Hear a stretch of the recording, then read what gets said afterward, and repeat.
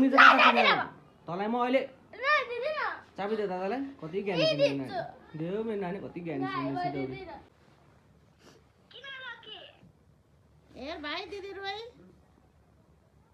दादासँग जान्छु त अनि दादासँग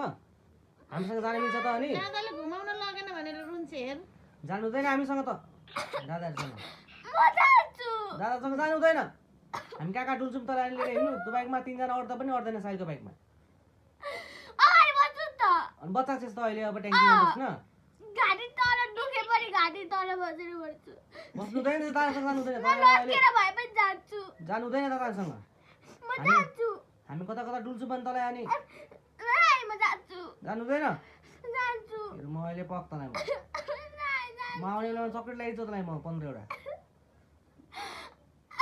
चक्लेट ल्याइदिन्छु जानु हुँदैन तँलाई म अहिले त्यो गर्नु छ त तैँले अहिले तँलाई म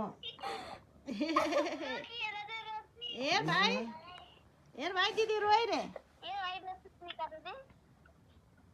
हेर भाइ हेर भाइ बरु सानो भाइ रोको छैन हेर यत्रो ठुली गरेको रहेछ यहाँ भाइ माछा मारिस अघिदेखि पर्खेको के हो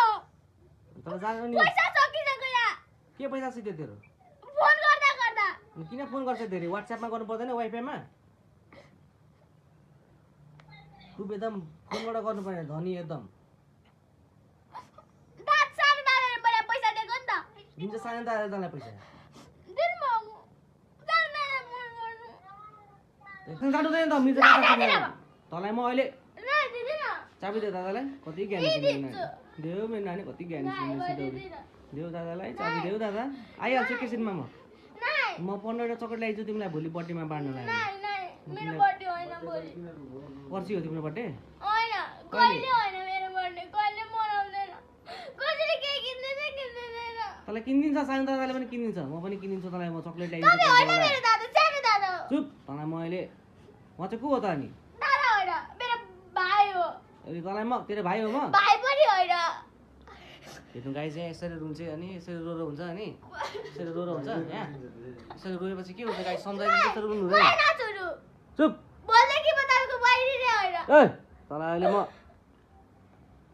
जे पाइदियो बोल्छस् त बोल्छु अहिले म तँलाई दे चाबी दे नानी दादा गएर आउँछ बाइकमा गएर आइहाल्छु म देऊ दादालाई देऊ कति ज्ञानी छ मेरो सिधौरी देऊ चाबी देऊ दादालाई चाबी देऊ देऊ मेरो बाइक राम्रोसँग कुदैन नि त त्यही भएर दादाको दिएको देऊ चाबी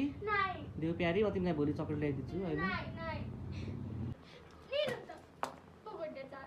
तँलाई म यसको रिस हेर्नु